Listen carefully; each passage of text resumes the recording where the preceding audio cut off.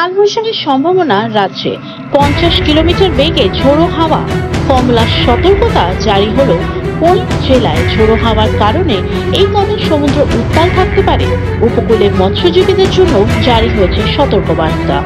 পর্যন্ত তাদের সমুদ্রে যেতে নিষেধ করা হয়েছে। বঙ্গে আগমন কালবৈশাখী। বৃহস্পতিবার থেকেই রাজ্য জুড়ে দুর্যোগপূর্ণ আবহাওয়ার পূর্বাভাস দিল আলিপুর আবহাওয়া দপ্তর। এ থেকে দক্ষিণবঙ্গের প্রায় সব জেলাতেই বজ্র বিদ্যুৎ সহ ঝড় বৃষ্টি শুরু হতে পারে। কিছু কিছু জেলায় হতে পারে শিলাবৃষ্টিও। বৃষ্টির সঙ্গে পাল্লা দিয়ে ঘন্টায় 50 থেকে 60 কিলোমিটার বেগে ঝোড়ো হাওয়া বইবে। রবিবার পর্যন্ত ঝড় বৃষ্টি চলবে উত্তরবঙ্গেও। বৃহস্পতিবার দক্ষিণবঙ্গের হুগলি, দুই মেদিনীপুর, বাঁকুড়া এবং ঝাড়গ্রাম ঝড় বৃষ্টির প্রবল সম্ভাবনা রয়েছে। ঝড়ের সঙ্গে হতে পারে শিলাবৃষ্টিও।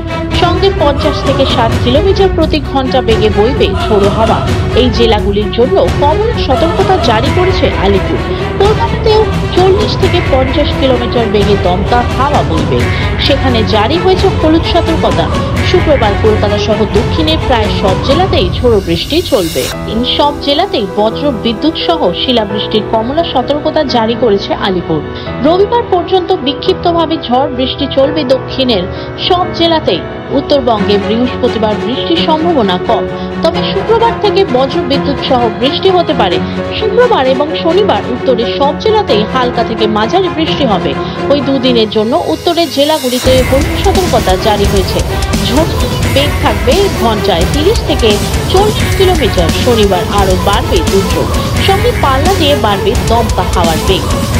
বিদদের মতে বঙ্গোপসাগর থেকে প্রচুর পরিমাণে জলীয় বাষ্প ঢোকার ফলে কাল বৈশাখীর অনুকূল পরিস্থিতি তৈরি হয়েছে রাজ্য জুড়ে। ঝোড়ো হাওয়ার কারণে এই কদিন সমুদ্র উত্তাল থাকতে পারে। উপকূলে মৎস্যজীবীদের জন্য জারি হয়েছে সতর্কবার্তা। শুক্রবার পর্যন্ত তাদের সমুদ্রে যেতে নিষেধ করা। বৃহস্পতিবার কলকাতার সর্বনিম্ন তাপমাত্রা ছিল 26.26 ডিগ্রি।